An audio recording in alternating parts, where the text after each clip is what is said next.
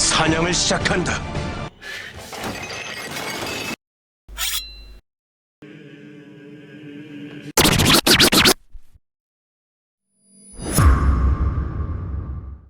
안녕하세요, 용클래스의 용쌤입니다. 오늘의 클래스는 단시간에 한국사를 한 번에 핥아볼 수 있는 10번째 한국사 시간입니다.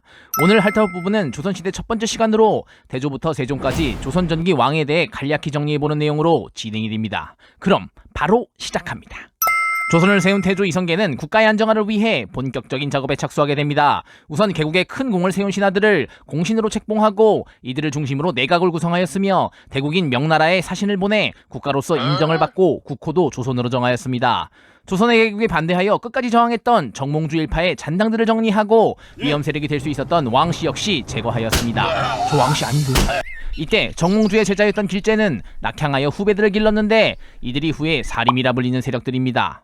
또한 권신들의 근거지이자 고려의 스멜이 강하게 남아있던 개경을 떠나 수도를 한양으로 전도하였습니다. 한편 조선 건국에 큰 공을 세운 정도전은 태조의 무한지지를 등에 업고 왕이 등신이어도 체계적인 시스템과 총명한 신하들에 의해 잘 굴러갈 수 있는 나라를 만들고자 하였습니다. 이 과정에서 정도전 일파에게 더욱더 권력이 집중될 수밖에 없었고 소외되었던 세력은 점차 불만 세력으로 변하게 되었습니다. 이런 상황과 더불어 세자 책봉에서도 잡음이 일어났는데 왕위 계승은 원칙적으로 장자가 되는 것이 원칙이었으나 첫째 방우는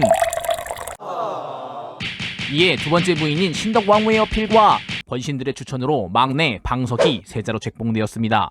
개국 과정에서 가장 공이 컸던 방원은 왕의 명령이니 이를 순순히 승낙했겠냐, 빡치지.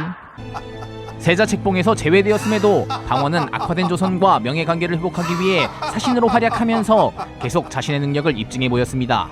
이에 정도전 일파의 독주에 대한 불만 세력은 자연스럽게 이방원을 중심으로 뭉치게 되었고 두 세력 간의 살얼음판 싸움은 태조가 병으로 눕게 되면서 터지게 됩니다. 아픈 타이밍이 아주 그냥 드라마야. 방원은 정도전 일파가 왕자들을 제거하려고 했다는 명분을 가지고 준비된 세력을 동원해 쿠데타를 일으켰고 이것이 바로 왕자의 난입니다. 이제부터 사냥을 시작한다. 제대로 대응하지 못한 정도전 일파는 잘 준비된 이방원 세력에 의해 영혼까지 털리고 이 과정에서 당연히 주축 세력인 정도전 나무는 제거됩니다. 방원은 바로 왕이 되기보다는 둘째 형인 방과를 왕으로 세워 명분을 확보하고 본인이 완벽한 왕이 되기 위한 작업을 시작합니다. 실세가 되어 자신의 세력을 더욱 공고히 하고 사병을 축소시켰으며 왕위를 노리던 넷째 형 방간을 정리합니다. 이제 준비됐으니까 왕 해볼까? 야, 가지고 와. 새로운 왕이 된 조선의 3대 왕 태종 이방원은 시달렸던 악몽들을 떠올리며 주변 정리부터 시작합니다. 정리 왕이야. 사냥개 역할을 했던 공신들을 압박하고 사냥 끝났어. 고위 관료들과 귀족들이 소유하고 있던 개인 군대인 사병을 없애 왕의 군사로 만들었으며 왕이 되는데 결정적 역할을 했던 처남들에게 감사하며 천국으로 먼저 보내줍니다. 표정관리, 신권의 강력함을 경계했던 태종은 실무기구인 육조가 모든 업무를 왕에게 직접 보고하는 육조직계제를 실시하여 재상들의 최고기구인 의정부를 약화시킵니다. 또한 인구를 파악하고 조세를 정확하게 걷기 위해 지금의 민증과도 같은 호패를 만듭니다. 이런 무서운 태종에게도 한 가지 문제가 있었으니 바로 세자 문제입니다. 태종에게는 첫째 아들인 양념치킨을 좋아할 것 같은 양녕대군이 있었는데 이 새끼가 어려서부터 주색에 빠져 사고를 치고 다닙니다. 기생과 정을 통하는 건 기본이고 건달들과 어울렸으며 유부녀까지 건드리고 애까지 낳았습니다. 망나니 종합선물 세트에 분노 폭발한 태종은 양념치킨을 후라이드 치킨으로 바꾸고 셋째 충령을 세자로 다시 책봉합니다. 충령은 기본적으로 명석한 데다가 어차피 왕이 되지 못할 운명 탓에 어려서부터 하고 싶은 거 다 하는 자유로운 교육 환경 속에서 다방면의 전제로 완성되었습니다. 충령이 세자가 되자 태종은 자신이 왕이 되기까지 험난했던 판타스틱한 모험들이 떠오르고 아들은 편안했으면 좋겠다라는 수박한 생각을 가지고 다시 빅피처를 그립니다.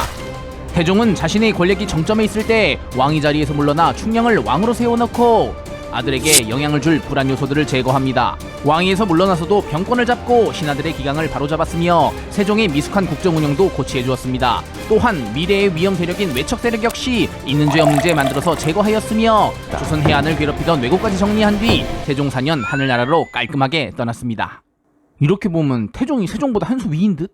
모든 불안 요소가 사라지고 역대급의 재능을 가진 세자가 왕이 되었으니 이제 본격적인 문화, 과학 발전의 시기가 왔습니다. 세종은 왕이 된 이후에도 손에 소책을 놓지 않고 모든 분야에 능통하였으며 집현전을 설치하여 학문 발전에 기틀을 마련하였습니다. 신분보다는 능력 중심의 인재 등용을 하였는데 대표적인 사람이 미천한 출신에서 조선시대 발명왕이 된 장영실입니다.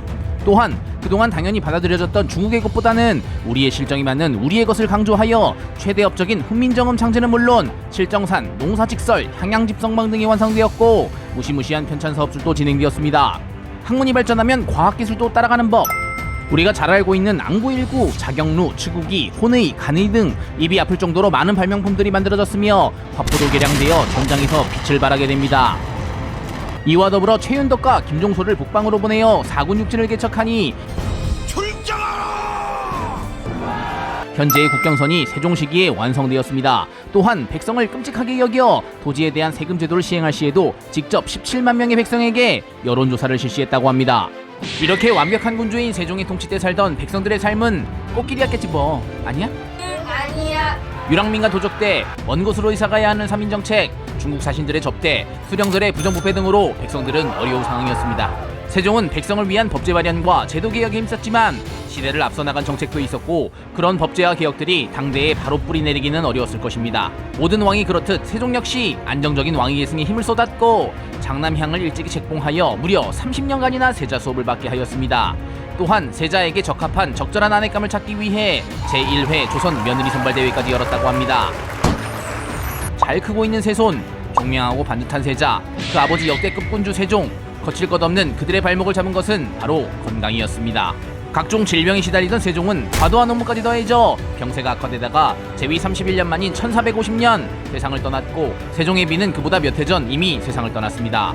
왕위에 오른 4대 왕문종은 고질병인 종기가 재발하여 해보지도 못하고 재위 2년 만에 죽게 되었으니 할아버지도 할머니도 엄마도 아빠도 없는 12살의 어린 왕 5대 왕 단종이 즉위하게 됩니다.